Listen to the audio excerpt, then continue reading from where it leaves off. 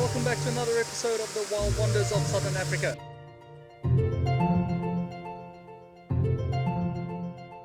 In this episode, which is part of the series What's Wrong with That Animal, I'm going to talk more about Wry Face. Now, I recently spotted a giraffe in a national park in South Africa which had a very funny looking face. So I investigated a little bit more and I consulted my good friend Jackie Terblanche. Now, she's a veterinary scientist, like I said to you guys before in the series, and she helped me out a little bit more.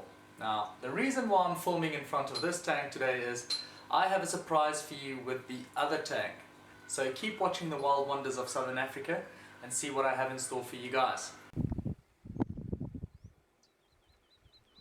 Right guys, now according to Jackie, the animal in this video and in some of the pictures that I've taken is in a very good body condition and is able to feed normally.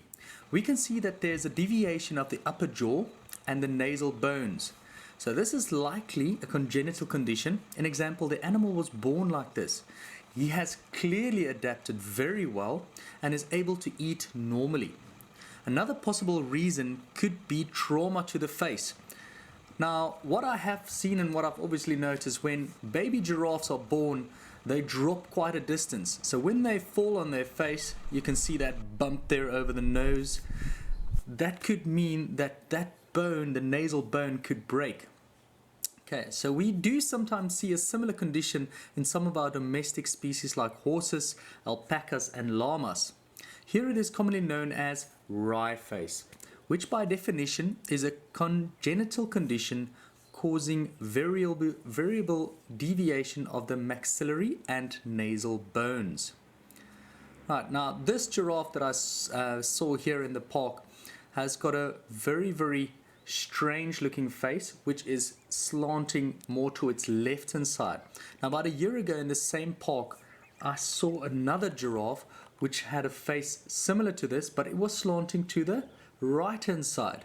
So wry face does not mean that it's going to slant exactly to the left hand side or to the right hand side.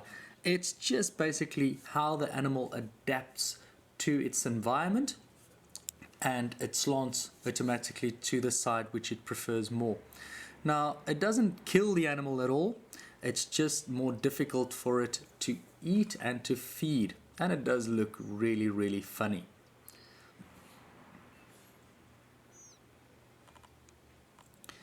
Now, giraffes use their tongue and their lips mostly for feeding and browsing, and you can see that having a strange little mouth like this doesn't really affect the giraffe's feeding.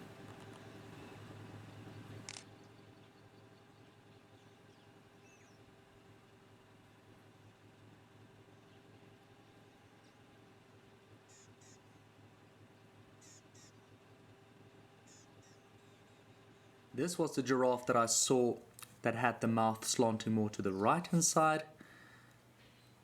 There's an up close view of it. And this is the one on the left hand side.